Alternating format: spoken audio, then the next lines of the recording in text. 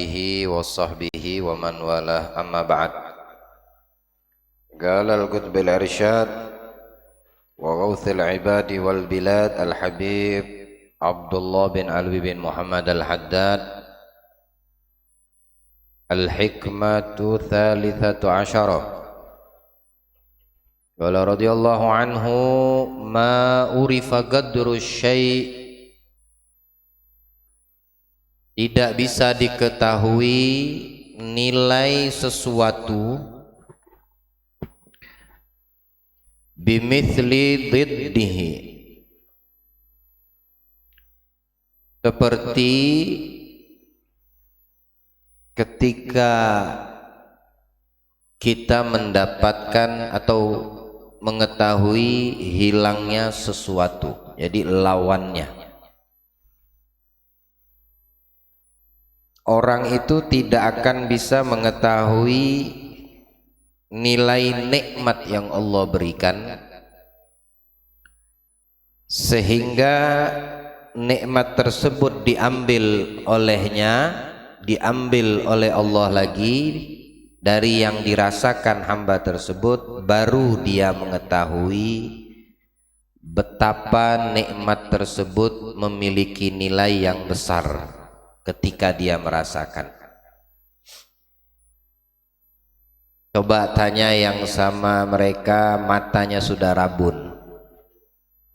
Dulu waktu masih sehat matanya masih jelas, baca Al-Quran enak, baca buku tulisan enak, tapi ketika matanya sudah rabun begini nah, jauh-jauh pakai kacamata mendekat. Di situ kita bisa mengetahui begitu besarnya nikmat melihat saat kita masih bisa melihat dengan jelas. Kenapa? Karena kita sudah merasakan pandangan mata yang tidak sempurna seperti sebelumnya. Hilang itu kesempurnaan. Nah, lawannya ini sudah dirasakan sama yang melihat, maka dia bisa menilai dan mengetahui begitu mulia, begitu nikmatnya pandangan mata saat masih bisa melihat dengan sehat. Sama halnya ketika orang yang masih segar, masih sehat, masih muda, masih kuat, dia tidak akan tahu bagaimana nilai masa mudanya itu nanti ketika dia sudah merasakan tuanya. Makanya Nabi dalam banyak hadis menjelaskan, jaga masa mudamu sebelum masa tua. Jaga saat kamu masih kaya sebelum kamu miskin. Karena orang tidak mengetahui nilai sesuatu kecuali dia merasakan lawannya.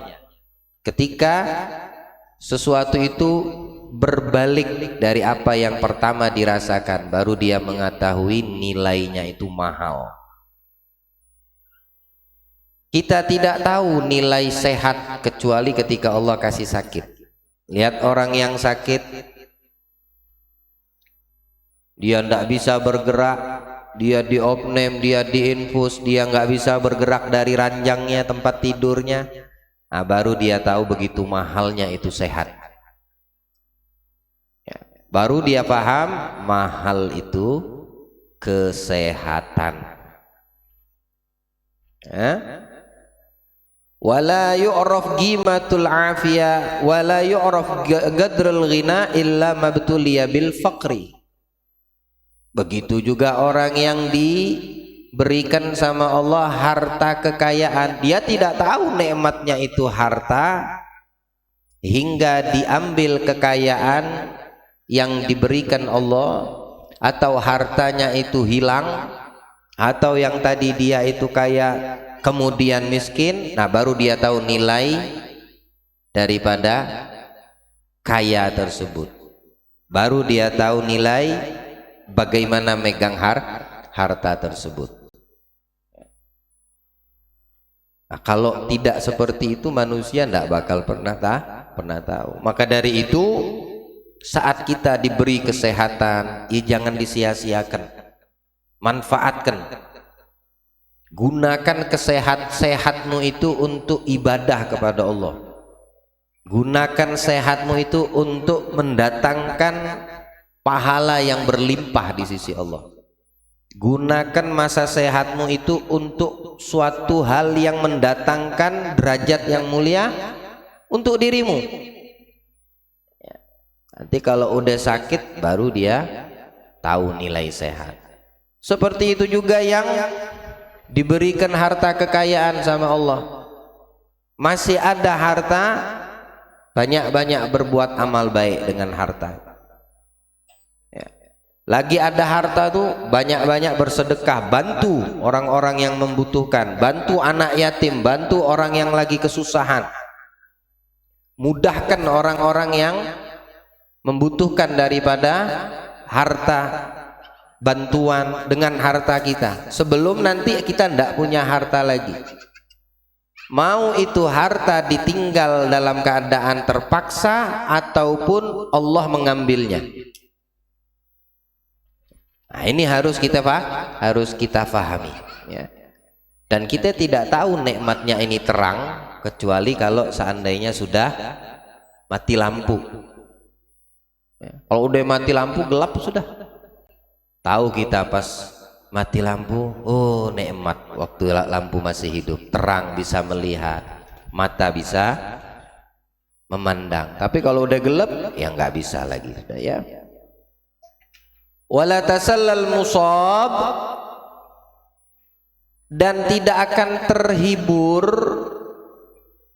orang yang terkena musibah bimithli dzikri man usiba bimithli musibatihi, seperti mereka yang jika mereka mengingat orang yang mendapatkan musibah seperti yang dirasakannya.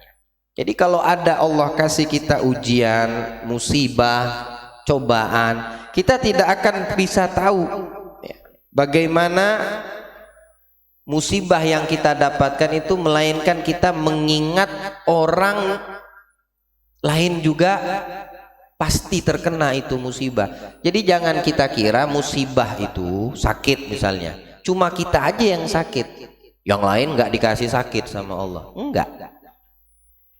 Kita sakit pasti orang lain juga ada yang sakit. Nah, saat kita dikasih itu rasa sakit, atau kita dikasih diturunkan, diberi ujian, cobaan, musibah sama Allah, ingat orang yang juga pernah terkena itu rasa sakit atau musibah, maka kamu akan terhibur dirimu.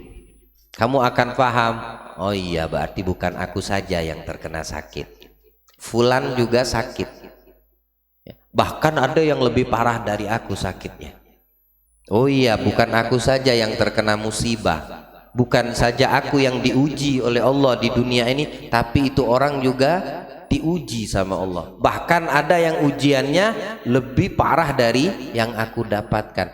Nah, dengan itu tidak akan berlarut kamu di dalam kesedihan dengan musibah tadi, dengan cobaan tersebut, ya. Tidak akan berlarut dalam kesedihanmu, seolah-olah hanya kamu saja yang dikasih musibah, seolah-olah kamu saja yang dikasih nikmat, gitu ya. Hakada, begitulah kehidupan di dunia. Tidak ada yang sifatnya horizontal terus, nikmat di atas nikmat di atas nikmat yang kita rasakan itu tidak ada, kecuali nanti di akhirat. Kalau di dunia ini ya ada hujan, ada teduh, ya, ada panas, ada sejuk, ada kaya, ada miskin, ada siang malam, dan itu berputar.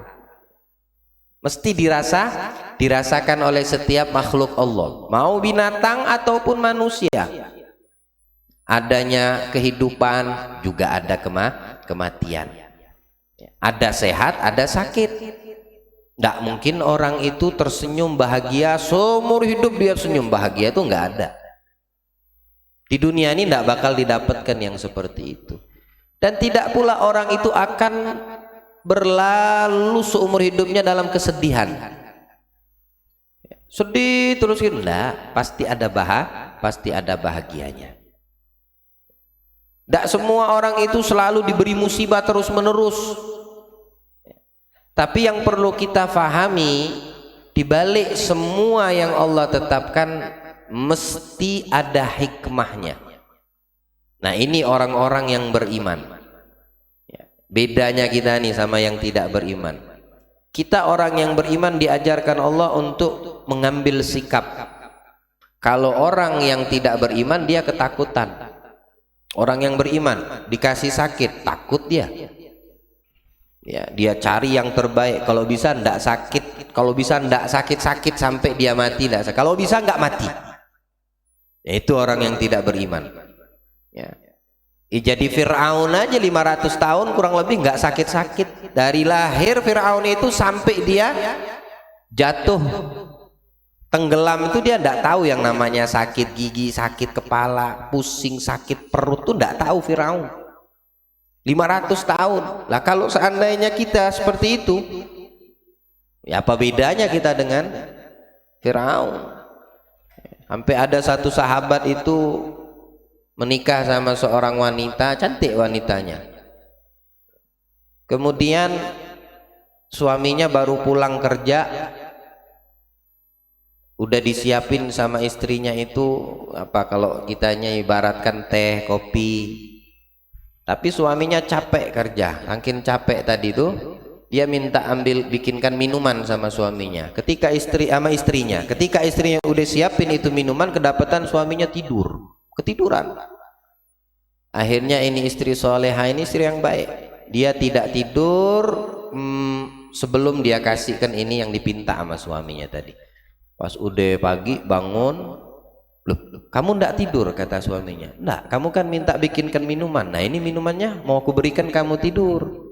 Jadi aku tunggu kamu bangun. Nah udah bangun nih minuman yang kamu minta semalam. Ini udah lewat malamnya. Masya Allah, kata suaminya. Senang suaminya dapat istri kayak gitu. Ya, nggak tahu kalau istri kita gitu dapatan tidur, kita mungkin tuh air teh disiram biar bangun. Udah bikin capek-capek malah ngorok dia tidur ya. Akhirnya suaminya seneng bilang sama istrinya, kamu minta apa? Aku bahagia punya istri seperti kamu, soleha, Masya Allah. Tahan kamu jagain minumanku, ndak kamu tidur, cuma untuk memberikan apa yang aku minta. Kamu minta apa dari aku? Aku kabulkan. Ya, yang aku bisa beri, aku beri, kata suami. Apa permintaan istrinya? Talak aku. Wah, kaget dia. Loh, oh, kok bisa minta diceraikan? Iya. Kamu kan minta memberikan, pengen mengabulkan hajat. Apa yang aku inginkan? Aku ingin kamu ceraikan aku. Oh, enggak mau, kata dia. Oh, dapat istri baik kok diceraikan. Dapat istri yang soleha kok ditalak. Dapat istri yang Masya Allah kok ditalak. Akhirnya bilang istrinya, kalau gitu kita naik ke Nabi Muhammad. Ya, biar Rasulullah yang memberikan solusi jalan keluar. Oke lah, baiklah, yang terbaik, kata si suaminya tadi. Akhirnya jalan menuju ke hadrat Rasul. Lalu ini laki-laki suaminya tadi itu kesandung, kakinya jatuh, kena batu, kesleo kakinya, tulangnya patah, jatuh, akhirnya patah tulang kakinya. Aduh, bagaimana ini, aku ndak bisa jalan. Ayo sudah, kita pulang. Ndak jadi, aku minta cerai. Tambah kaget lagi, ini kayak satu permainan gini.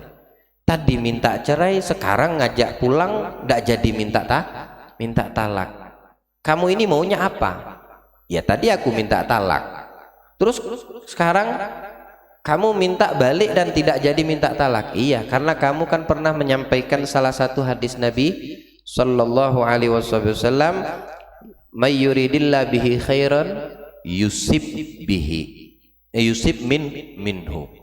Barang siapa yang Allah inginkan kebaikan atas hambanya, dia akan dikasih cobaan, diuji, dikasih musibah. Nah, dari sejak aku kawin sama kamu nih, tidak pernah aku melihat kamu ini sakit, kena cobaan, diuji. Kamu nih bahagia terus, sukses terus. Ya, usahamu Masya Allah berkembang, hartamu, dagangmu berlipat ganda. Sakit kamu tidak pernah aku dapatkan, dan aku yakin saat itu kamu ini tidak dicintai sama Allah. Nah, saat kamu pulang dari majelis Nabi bawakan ini hadis, ya, sekarang aku dapetin kakimu patah tulang, berarti aku yakin kamu sekarang dicintai oleh Allah, maka aku tidak jadi minta cerai. Ayo kita pulang ke rumah. Nah, jadi hamba Allah itu kalau dikasih musibah dengan orang yang tidak beriman, kita ini orang yang beriman, itu kita ini tidak ada yang dirugikan.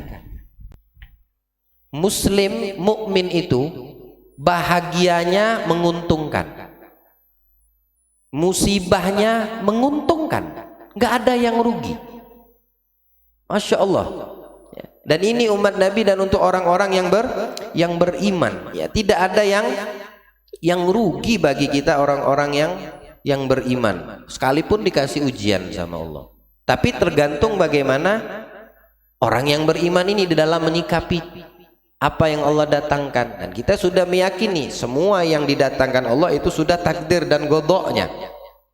Ya, dalam Al-Quran Allah bilang ma asaba min musibatin illa biiznillah. Tidak ada orang tertimpa musibah kecuali dengan izin Allah. Tidak ada musibah yang terjadi di atas muka bumi ini atau yang kamu dapatkan kecuali Allah yang berkehendak. Nah, menyikapi kehendak Allah ini dari hikmah-hikmah yang sebelumnya harus kita bisa menerima, harus kita bersabar. Jangan kita tidak menerima apa yang menjadi ketetapan Allah. Harus kita sabar. Cari solusi, itu bagian daripada qada dan qadar. Ikhtiar kita itu bagian daripada takdir, ya. Tapi untuk menerima apa yang tidak kita harapkan itu sudah menjadi ketetapan Allah, dan tidak terjadi musibah kecuali dengan izin Allah. Orang yang beriman kalau dikasih musibah dia sabar, dia menerima, dan dia meyakini ini atas kehendak Allah. Allah yang mengizinkan, maka terjadi. Apa yang dia dapatkan, hatinya diberi petunjuk sama Allah. Yahdi qalbah. Ini orang yang beriman yang bisa menerima apa yang ditakdirkan sama Allah dari musibah yang ditimpanya, ujian yang dia dapatkan, cobaan yang dia dapatkan. Manusia mana yang tidak mendapatkan cobaan? Manusia mana yang tidak mendapatkan musibah? Apapun musibah dan bentuk cobaan terberat yang kita pernah dapati, tidak ada artinya dengan musibah yang didapatkan oleh Nabi Shallallahu Alaihi Wasallam. Tidak ada arti sama sekali. Sampai Allah dalam Al-Quran mengatakan, walaqad istuhzi'a bi rusulim min qablika. Ya Muhammad, jangan kamu dengan dicoba, diuji atau dihina, kemudian menjadi itu berat bagimu. Tidak. Nabi-nabi sebelummu itu juga merasakan mereka dicemooh, dihina, dimaki dan terus seperti itu. Bahkan mereka ini orang-orang yang tidak mau beriman, digambarkan Allah dalam Al-Quran, fahaqqa billadzi sakhiru minhum ma kanu biyastazi'un. Bilang para nabi dan rasul, jangan kalian langgar perintah Allah, berimanlah kepada Allah, kalau enggak nanti kalian tuh diazab, disiksa. Mereka istihza, mana azab? Minta sama Tuhanmu turunkan azab. Hebat enggak? Tuh. Ini orang-orang sebelumnya. Seperti itu yang didapatkan, itu musibah buat Nabi, pengen memberi yang terbaik untuk umatnya, tapi mereka malah istihza, memperolok-olok Nabi. Bahkan diancam dengan azab, mereka menantang. Nah, ini ujian buat Nabi Sallallahu Alaihi Wasallam. Walau syaa rabbuka la amana man fil ardi kulluhum jami'an. Allah kalau mau berkehendak semua aman di atas muka bumi ini, aman jadinya. Allah kalau mau berkehendak semuanya itu masuk surga, semua manusia yang ada, untuk apa diciptakan neraka?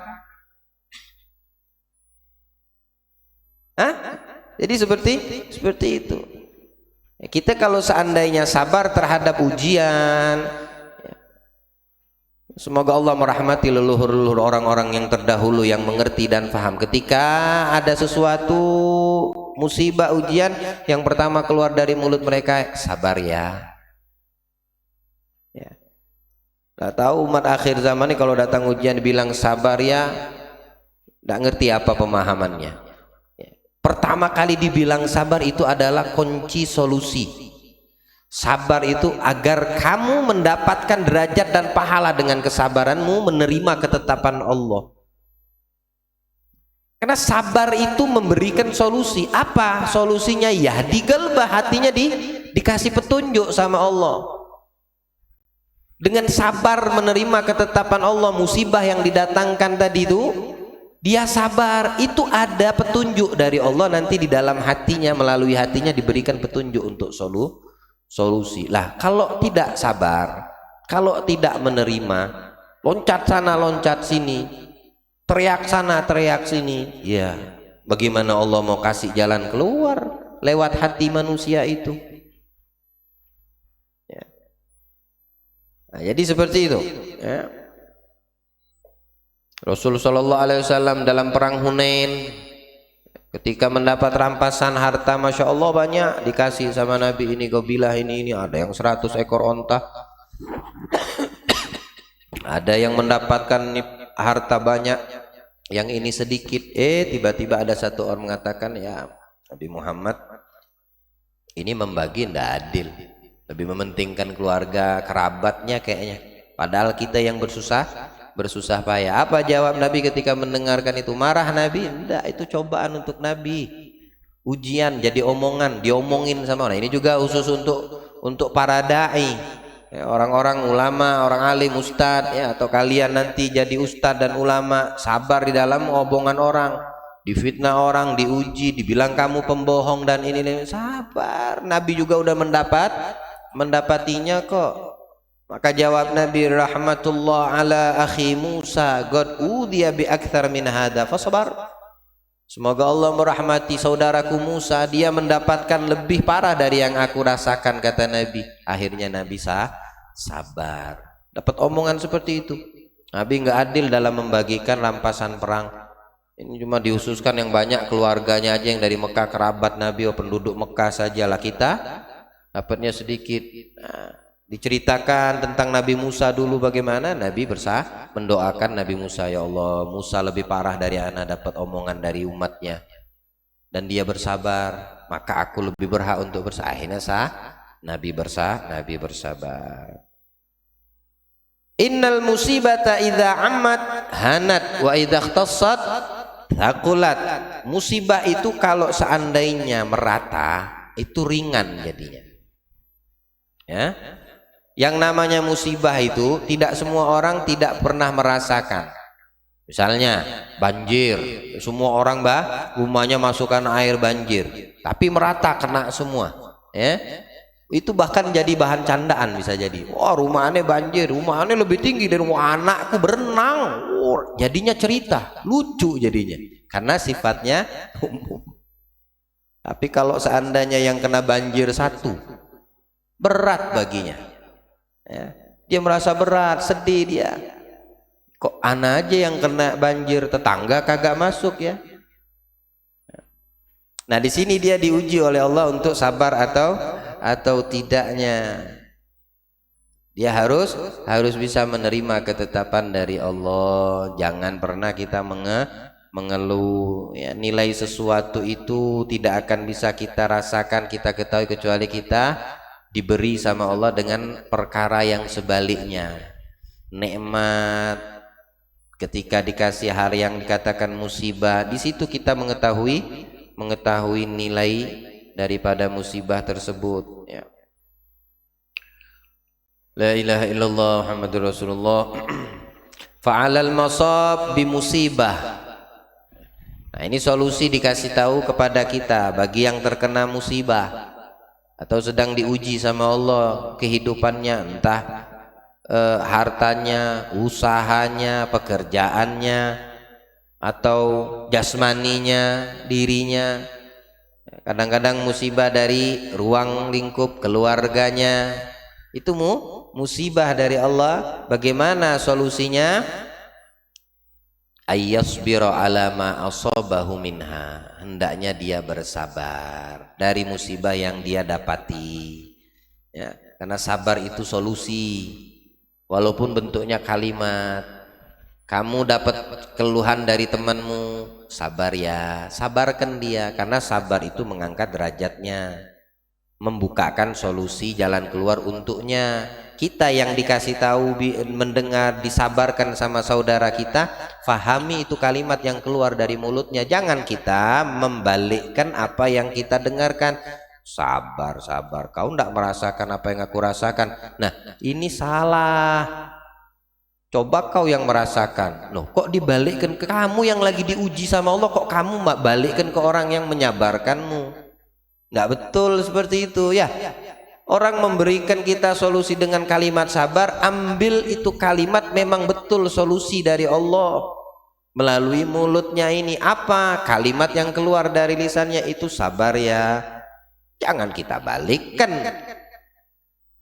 Coba kalau kamu yang merasakan itu orang minta nasihat, minta solusi, ya cuma bisa sabar, sabar, sabar. Dan memang itu solusinya kalau kamu pahami. Kalau kita pahami itu sabar itu memang solusi. Tapi kita mungkin terbuai dengan nafsu, dengan kondisi dan keadaan suasana saat itu, gara-gara musibah yang kita rasakan, akhirnya akal sehatnya hilang. Ini orang yang disalahkan. Kemudian yang kedua apa? Wa yadhkuru man usiba bimithli musibati. Coba ingat, kamu ingat-ingat, ada orang yang juga terkena musibah seperti kamu. Ya, dan dia nggak kamu sendiri yang kena musibah. Setelah kamu bersabar, kamu harus ingat bahwasannya bukan kamu saja yang dapat ini musibah. Tapi ada orang lain juga yang mendapatkan ini musibah ya. Biar tidak berkelanjutan, tidak berlarut dalam kamu punya cobaan tersebut, berkecil hati atau merasa sedih ya. Allah Subhanahu wa taala memberikan itu kepada Nabi kita Muhammad sallallahu alaihi wasallam agar apa? Liya'lam annallaha la yubtalihi bibaliyatin illa liyamtahinna sabrahu wa ridahu biqada'ihi wa qadarihi, agar kita ini bisa mengambil hikmah, mengambil pelajaran bahwa sesungguhnya Allah, biar kita tahu nih, tidak memberikan ujian dan cobaan kecuali agar mereka itu mau dilihat bersabar ndak, bisa sabar ndak, bisa terima atau tidak dengan ketetapanku, dengan kodokku, dengan takdirku. Ini hambaku bisa terima ndak ya. Jangan yang nikmat aja kita ahlan wa sahlan, ketika sebaliknya kita diberikan sama Allah kita tolak, ndak mau. Nah, itu bukan ciri-ciri orang beriman. Ciri-ciri orang yang beriman dan imannya sempurna, nikmat dan tidak atau lawan katanya dia rasakan sama-sama, tidak ada perbedaan. Dikasih nikmat alhamdulillah, tidak dikasih ujian dan cobaan tetap dia bersyukur pada Allah Subhanahu wa taala, karena Allah pengen melihat, memang pengen dibuktikan sama Allah. Apa kamu kira, kata Allah dalam Al-Qur'an nih, ahasiban nas ayatruku ayyaqulu amanna wa hum la yuftanun. Nah, seperti itu ayatnya ya. Ahasiban nasu ayyatruku ayyaqulu amanna wa hum la yuftanun. Apa kamu kira kamu dibiarkan begitu saja wahai orang-orang yang beriman? Setelah kamu mengatakan kami beriman kepada Allah, terus kamu tidak diuji? Tidak seperti itu. Jangan kita kira setelah kita beriman kepada Allah tidak kita diuji sama Allah. Mesti diuji orang-orang yang beriman. Semakin dia kuat iman, semakin kuat ujiannya. Semakin kuat iman seorang hamba, semakin berat ujian yang Allah berikan. Tapi yang perlu kita ingat dan harus kita garis bawahi, tidak Allah melebihi ujian yang didatangkan kepada hamba melampaui kadar kemampuan hamba tersebut. Ya, tidak ada Allah mendatangkan ujian dan cobaan kalau itu tidak bisa dilewati oleh hamba ini tadi. Ada yang diuji dengan istri dan anak, ada yang diuji dengan kekayaan dan harta, ada yang diuji dengan kesehatan dirinya, ada yang diuji dengan macam-macam ujian. Karena memang seperti itu. Orang yang sudah mengatakan aku beriman kepada Allah mesti diuji. Afa hasibtum annama khalaqnakum abatha. Apa kau kira kami menciptakan kamu sia-sia begitu aja? Ciptakan kemudian dikasih sia-sia? Tidak. Dan banyak Al-Quran sudah menjelaskannya kepada kita sekalian. Maka dengan ujian dari Allah tersebut agar Allah mengetahui, Allah pengen lihat kamu bisa terima enggak, kamu bisa bersabar tidak, kamu bisa ridho enggak dengan ketetapanku. Wa annahu la yusibu bi musbatin illa arada bihi khaira. Dan tidak setiap musibah yang Allah berikan kepada setiap hambanya kecuali Allah menginginkan kebaikan atas diri hamba itu. Pasti ya, Allah pengen memberikan kebaikan kepada hambanya, pasti diuji. Malah kalau kagak diuji, ya ini tanda tanya. Tidak diuji sama Allah, tanda tanya, hati-hati itu. Ente seorang pengusaha, ente seorang pedagang, masya Allah sukses ente punya. Oh bikin sono bikin, oh masya Allah ente punya usaha ente. Tidak ada ente sama sekali diuji, mungkin kena tipu atau apa. Pokoknya nggak ada ujian dalam usahamu. Hati-hati, takutnya istidraj. Tahu istidraj? Nah dimanjain sama Allah sampai kamu dibuat lalai dan lupa sama Allah dengan hartamu, dengan usahamu. Lancar semua. Tidak pernah dalam usahanya ditipu orang, tidak pernah dalam karirnya itu ada hambatan. Hati, sidraj ini jangan-jangan Allah ingin menghinakan manusia itu dan dengan dimanjakan dunia, jabatan, kedudukan, harta, semua. Hati-hati sidraj. Tapi ketika kamu menjalankan sesuatu usaha, plak ada, alhamdulillah. Berarti Allah masih memperhatikanmu. Allah masih sayang denganmu. Ya, bersyukur sama hal seperti itu. Jangan kita lalai, jangan kita lalai. Wa anna ashabul masaib, dan orang yang ditimpa musibah, diberikan musibah ujian oleh Allah atas dirinya, idza sabaru, kalau dia sabar, busyiru, dikasih kabar gembira. Ya, orang yang kena musibah, idza sabaru busyiru, dia sabar, dia mendapat kabar baik dan kabar gembira. Apa? Bil ajril azim yaumal qiyamah. Pahala yang begitu besar nanti di hari kiamat, seperti yang Allah firmankan, innama yuwaffas sabiruna ajrahum bighairi hisab. Hanya saja Allah memberikan pahala untuk orang yang sabar terhadap ujian yang aku datangkan. Apa? Pahala yang ada bisa dihitung, bighairi hisab, tak bisa dihitung. Berarti banyaknya berapa banyak, hanya Allah yang tahu. Ini pahala orang yang dikasih ujian sama Allah dalam hidup ini dan dia sabar. Tapi ya kalau dia tidak sabar ya lewat ini. Dia tidak sabar ya lewat. Tapi ini diberikan sama Allah untuk yang bersabar. Qala sallallahu alaihi wasallam, Nabi dalam hadis, ya, beliau pernah bersabda. Nah ini untuk menguatkan kita punya keimanan kita. Kita berkata aku beriman kepada Allah. Tidak mungkin kita tidak diuji sama Allah. Ya, ingat ini hadis. Ya, patenkan di dalam benak kita, di pikiran kita. Tidak ini hari ini, besok, lusa, ke depan, kapanpun, ketika kita mendapatkan sesuatu, ya, ingat ini hadis. Apa Nabi Shallallahu Alaihi Wasallam mengatakan? Ajaban li amril mu'min. Ajaban li amril mu'min. Ini satu kiasan yang membuat Nabi itu heran, ta'ajab. Ya, ini sirah namanya, menunjukkan makna apa namanya, kagum. Kagum yang begitu luar biasa Nabi. Akan apa? Terhadap perkara orang yang beriman. Yang beriman ya, yang beriman. Ajaban li amril mu'min. Inna amrohu kullahu lahu khair. Semua yang didapatkan orang yang beriman itu di dalamnya banyak kebaikan. Sampai Nabi kagum. Nabi takjab. Semua, nggak ada kecuali. Mau itu bagus atau tidak bagus, baik atau tidak baik, nikmat ataupun tidak nikmat, semuanya itu baik untuk yang beriman.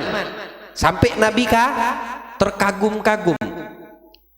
Walaisa dzalika li ahadin illa lil mu'minin. Tapi ini cuma didapatkan hanya bagi orang-orang yang beriman. Tidak semua orang mendapatkan. Bahkan mungkin ada orang yang beriman dia tidak mendapatkan. Artinya yang memang mengerti keimanannya dan sempurna keimanannya, dia dapat ini. Ya bisa jadi kalau orang yang nggak beriman ya nggak dapat. Kalau orang yang beriman harus imannya betul-betul sempurna terhadap ketetapan Allah. Dalam segala hal ini ya, dalam segala hal yang berkaitan dengan urusan dunia.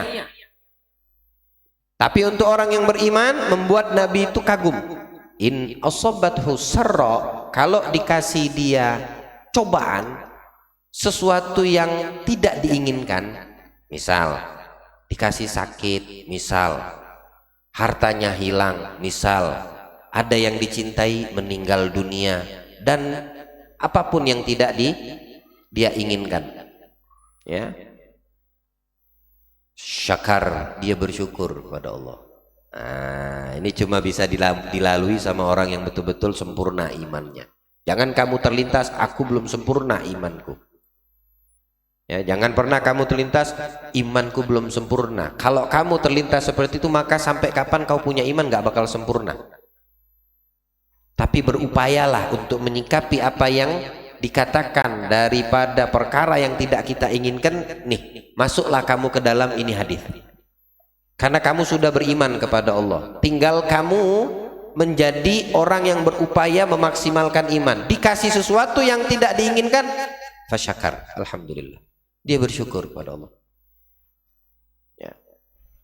Fakana khairan lahu, syukurnya itu, rasa syukurnya terhadap apa yang tidak diinginkan lalu diberi sama Allah, menjadi baik untuknya, menjadi baik untuknya. Wa ini asobathu ad-dharra. Kemudian kalau kamu dikasih dharra, sesuatu yang mudarat, as-sarra ini artinya yang membuat kamu bahagia, ya. Ini yang kedua, ini baru yang tidak kamu inginkan. Yang pertama tadi asobat sarra, sarra itu artinya isur, yang membuat kamu bahagia, ya.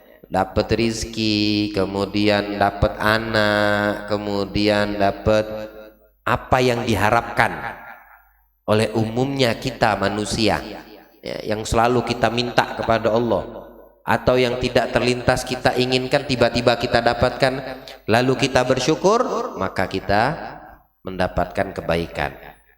Wa in asabathu dharra, kalau dikasih yang mudarat, yang tidak diinginkan sekarang, ya, kita minta, ya Allah berikan sehat afiat, tidak tahu dikasih sakit. Ya Allah minta rizki yang banyak, dapat kemudian hilang rizkinya. Ya Allah lancarkan usaha dan dagangku, tiba-tiba nggak ada pembeli, dan atau bangkrut misalnya tadi, atau dia tertipu dan lain sebagainya, pokoknya perkara yang tidak diinginkan. Sabar, dia bersabar, nih orang yang beriman, ya.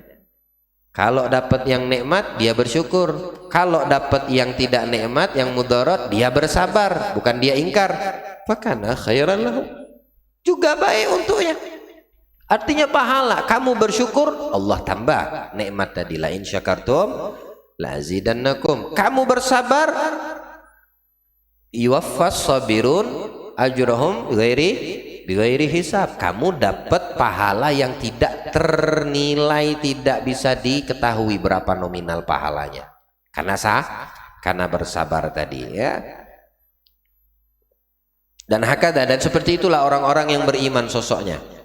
Orang yang beriman mesti mengetahui bagaimana cara menyikapi, ya. Dan kita tidak mengetahui nilai satu kenikmatan atau sesuatu itu kecuali kalau kita merasakan yang sebaliknya. Maka jangan disia-siakan, ya.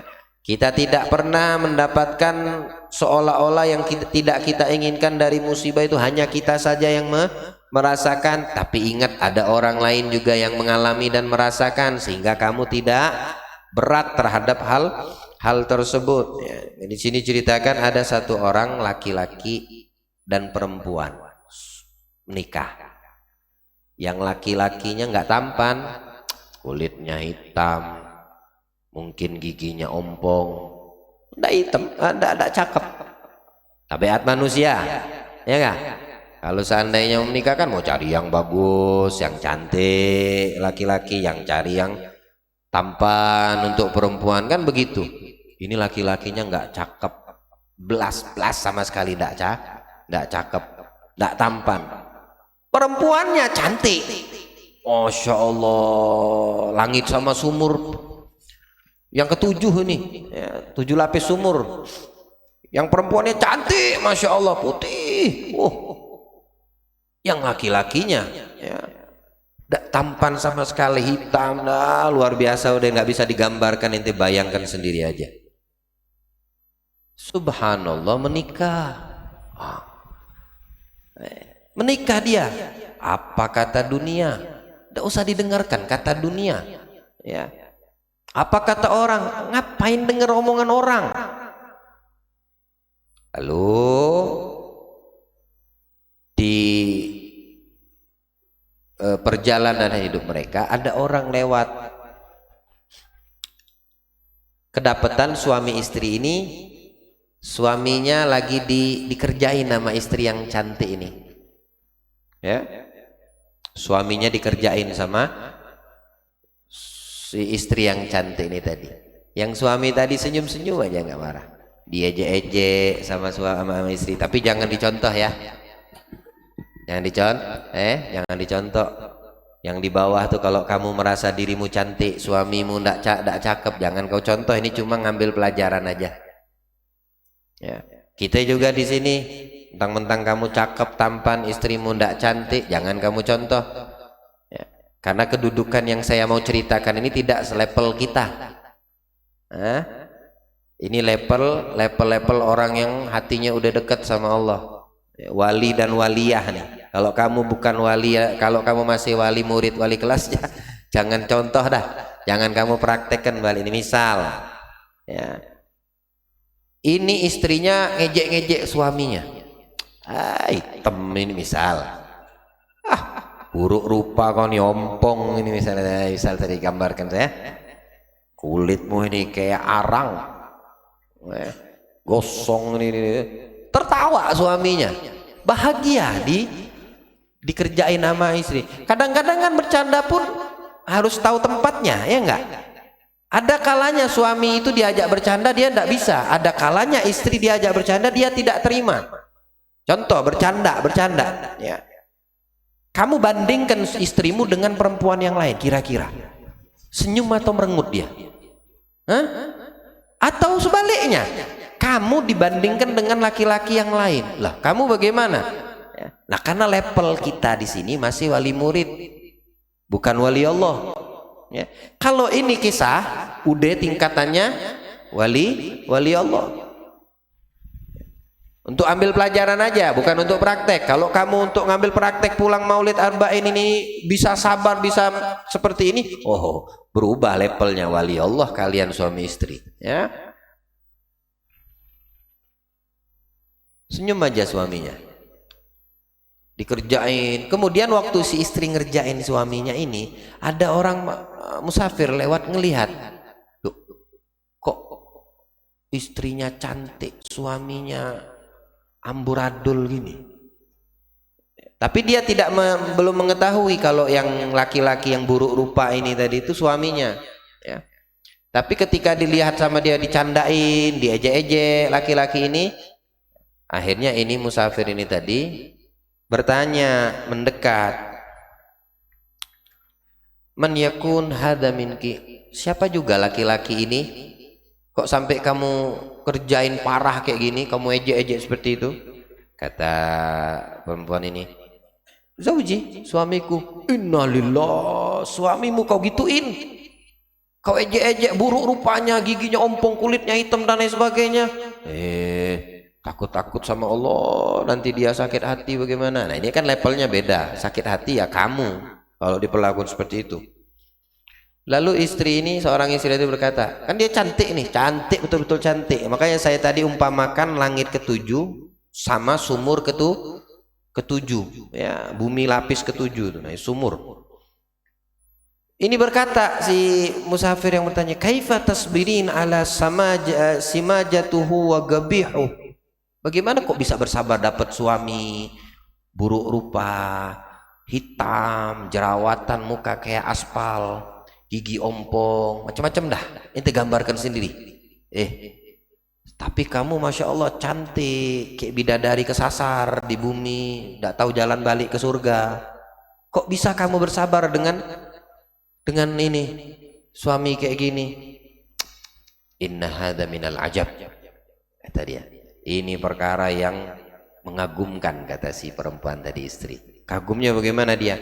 Ya seperti tadi Nabi terkagum dengan semua perkara orang-orang yang beriman. Ya, ini kedudukannya sudah levelnya masya Allah, ya, di sisi Allah, laki bini ini, suami istri ini. Pagalat, lalu dia berkata, ya hadala Allah ruzika mithli fasyakar wa anna ruziktu mithlahu fasabartu. Dia dikasih istri cantik seperti itu, aku ejek-ejek, dan dia bersyukur karena dia mendapatkan istri yang cantik. Bersyukur dia. Bagaimana tidak bersyukur? Ya, dapat istri cantik kayak gitu. Jadi ketika dicoba, diejek, ngapain marah? Dan aku, alhamdulillah, dikasih suami yang kayak gini rupanya, aku sabar. Aku bersabar. Artinya apa? Ya sudah, Allah jodohkan kami. Bukan masalah cantik dan tampan. Bukan masalah dia ini bagus atau tidak bagus, tapi memang sudah garisan dari Allah, ketetapan. Aku bersabar dengan rupanya, tapi aku kerjai dia, aku cemooh dia. Dia bersabar dengan dia bersyukur akan kecantikanku dan bersyukur terhadap nikmat yang dia dapatkan. Lalu bertanya ini perempuan, wasyakur wassabur min ahlil jannah. Orang yang ngerti cara bersyukur, orang yang mengerti cara bersabar, dia adalah calon penghuni surga. Suamiku ngerti cara bersabar dan aku tahu cara bersyukur, maka insya Allah kami semua berdua akan menjadi penghuni surga. Afala arda bima qasamallahu li. Kenapa kamu tidak ridho dengan apa yang telah ditetapkan Allah atas kami? Ayo dibalik tanya dia. Kenapa kau yang sewot? Kenapa kau yang ngurus urusan kami? Ya, aku cantik, suamiku buruk. Aku kerjain dia tersenyum, tidak marah. Kenapa kamu yang sewot? Fa'ajazani jawabuha famadaitu wa taraktuha. Aku tidak bisa jawab lagi sudah, kata si musafir ini. Akhirnya aku tinggalkan mereka berdua.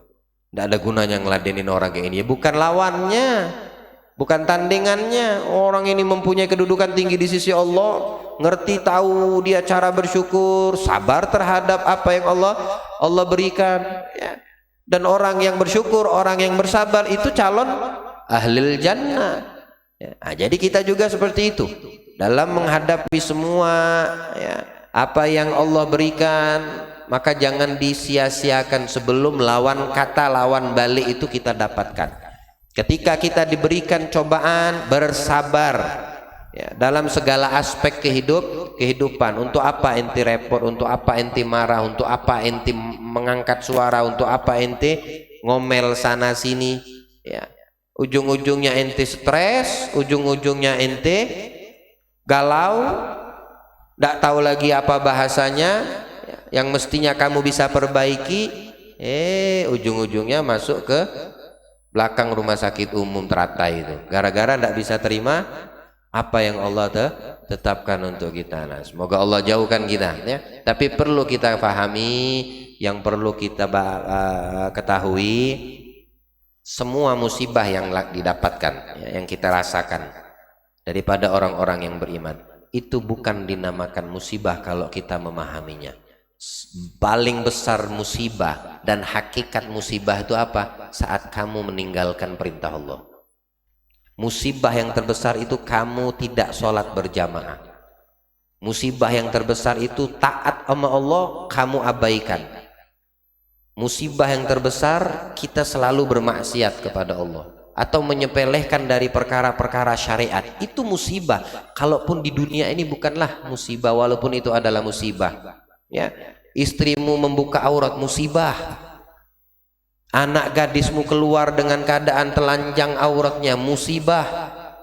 Ya, istri dan anakmu memamerkan tubuh wajahnya lewat Facebooknya, lewat IG-nya, lewat apa dan ini dan itu, tidak tahu Ustaz, ada musibah. Musibah itu. Ya. Tidak ada mendirikan sholat di rumahmu, apalagi berjamaah, ada musibah. Tidak pernah bersolawat sama Nabi, musibah. Bukan hilang harta, hilang rumah, hilang jabatan, usaha tidak sukses, kamu katakan musibah. Naam, itu musibah. Tapi hakikat musibah ketika kita lalai dari Allah, jauh dari Allah. Anak istri kita tidak tahu bagaimana keadaan rumah tangga kita, hubungan mereka dengan Allah Subhanahu. Ada musibah. Jangan kamu lupa, kamu anggap musibah yang perkara dunia saja kamu rasakan, kamu dapat itu, kamu katakan musibah. Ada musibah yang lebih besar daripada itu. Ketika hati kita jauh dari Allah, ada akbar masaib. Ketika hati kita jauh dari Nabi Muhammad, akbar masaib. Ya. Dan fahami hal tersebut. Ya. Kalau yang di dunia tidak bakal kekal, tapi hilangnya Allah dan Nabi dari hati kita, itu akan terbawa sampai akhirat, sampai kita menghadap Allah. Ya.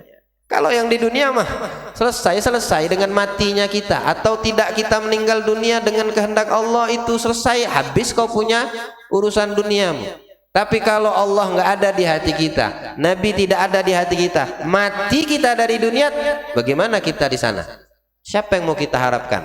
Nabi Muhammad yang mengatakan aku, kata Nabi. Tapi tidak ada dia di dalam hati kita, akbar masaib. Allah perintahkan seperti ini, Allah perintahkan dalam kehidupan dunia, jangan tinggalkan sholat, jangan kamu tidak puasa Ramadan, keluarkan zakat, silaturahim dijaga, jangan putuskan, bakti kepada orang tua, tidak kamu jaga, itu musibah terbesar.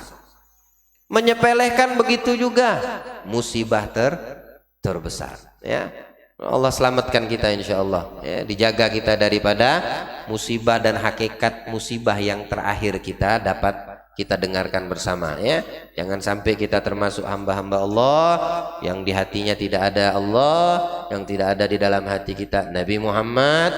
Hidupkanlah daripada perintah Allah, jaga dengan sebaik-baik penjagaan. Hidupkan apa yang didatangkan Nabi, jaga dengan sebaik-baik penjagaan, maka sebesar apapun musibah dunia akan ringan bagimu ketika kamu di dalam hati memiliki Allah, dan ketika tersambung hatimu dengan baginda Rasulullah sallallahu alaihi wasallam. Allah selamatkan kita insyaallah, dijaga hati kita insyaallah, dimuliakan kita, diberikan ketabahan, diberikan kesabaran insyaallah. Yang lagi diuji sama Allah, Allah sabarkan. Yang diberi sakit, Allah sabarkan. Yang dengan ujian dunia, Allah kuatkan, insya Allah diberi solusi.